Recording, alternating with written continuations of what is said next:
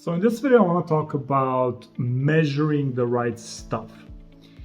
Now, I want to jump right in and say that you can measure two things, okay? There are what you may call lead indicators, and there are lag indicators. So what this means is lead indicators are stuff that you do. If you're an athlete, the number of practices that you do.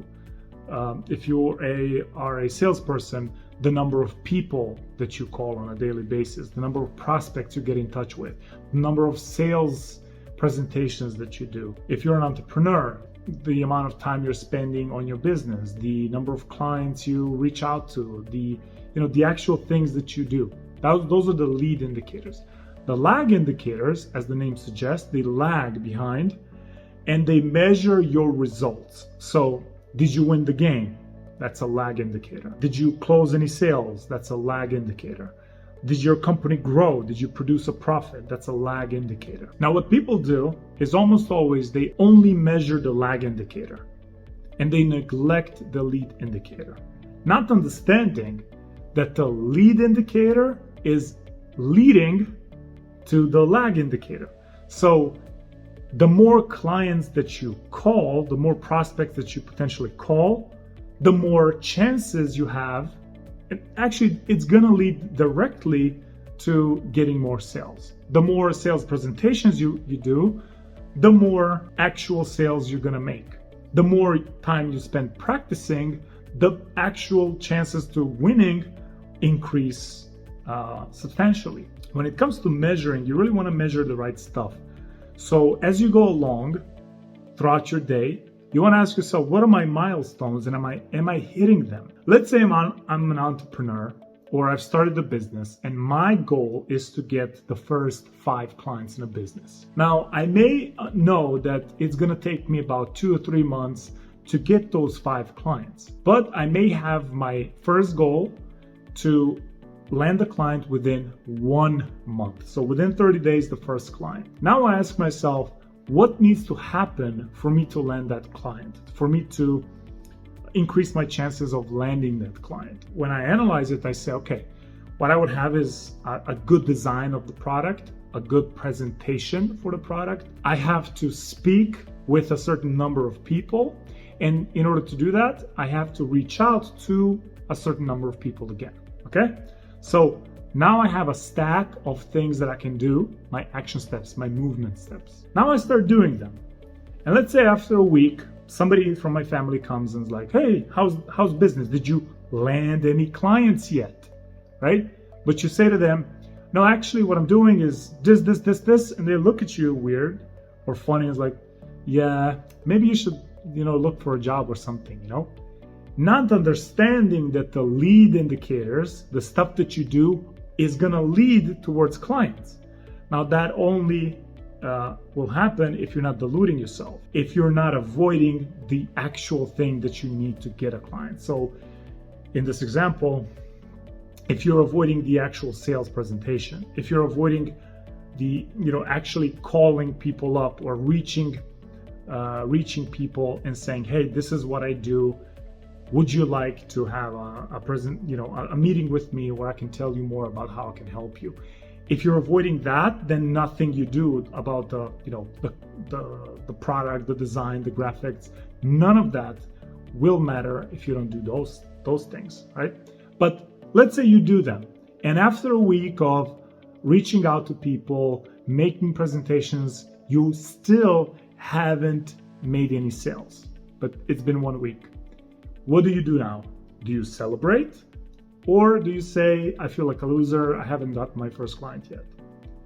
What you do is you celebrate if you had successfully hit the targets of the people that you've reached out, the presentations that you've made, the progress you've made on the development of the product, anything you may have. So let's say for the first week, you develop the product, or you make the first outline, you make the first draft, you design it. Do you celebrate? You haven't made any sales, but now you celebrate, of course, because you've successfully completed the milestone. Second week, you start reaching out to people. Let's say you reach out to 50 people, or you say that you're going to reach out to 50 people. Question: do you celebrate or not? Because you still haven't gotten any clients. Well, if you have successfully reached out to 50 people, you celebrate. You say, yes, I've reached out to 50 people. Third week, you have spoken and given presentation to 10 people while still reaching out to another 50. You still haven't made a sale. What do? Do you celebrate or do you start panicking? You celebrate because you've hit those milestones. Now, you do want to have that, situational awareness and say, is this working? Is this am I getting traction? Are people, as I'm doing my presentations, are they showing interest, or do I need to go back to the drawing board and be like, okay, do I need to change something with my product or my offer? Or are they there is traction, people are showing interest, I probably need to just do more of these. You gotta use that situational awareness, or SA. And then the fourth week, you again, because you've done 50 reach outs, now you have 20 sales presentations scheduled, and you do them, and now you've hit that goal and you've gotten your first client. Lag indicator. This is where most people fail, and this is what causes them to fall off track. This is the difference that makes the difference between high performance and just performance. Instead of beating yourself up, you want to set your lead indicators and say, okay, what are the things that I need to be doing that are going to lead me to my outcomes, my lag indicators, and then do them and measure yourself accordingly. Now, what would happen if you came to the end of the month and you still didn't have a client, but you had 30 sales presentations, but everything was hit, close, miss? What then?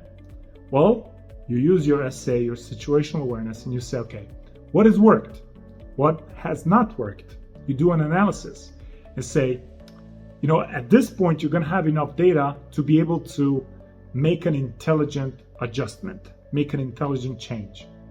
However, if you had gone in the second week and said, I've kind of reached out to 20 people, but haven't made a sale, so I got to change my whole product again, then that would be considered a ignorant or unintelligent change. So if this makes sense, try to apply this to your own life. What are your lead indicators and what are your lag indicators? If you're trying to lose weight, your lag indicator may be to be a certain weight at 3 months from now. Lead indicator would be change in the food that you eat and change in the exercise.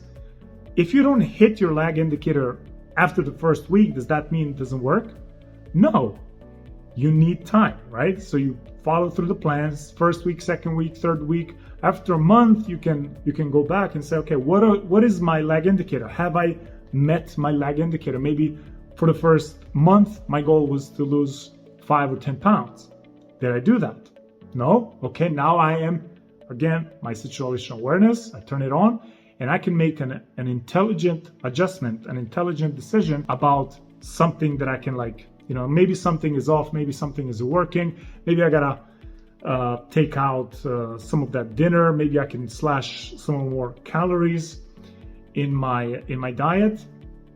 But whatever it is, you're now in position, because you have data, because you've done it, you're now in a position to make a change. So to conclude the video, measure yourself by the lead indicators, not the lag indicators. But don't be foolish and delude yourself into keep doing the same thing without measuring, are they actually bringing me to where I want to go? So have that situational awareness, have that intelligence to say, you know what, if I just keep doing this, it's not going to bring me anywhere. I got to do something more effective, or if I just keep doing this, it's going to bring me where I want to be. I just got to keep doing it. Okay, so hope this video helps, and I'll speak to you again.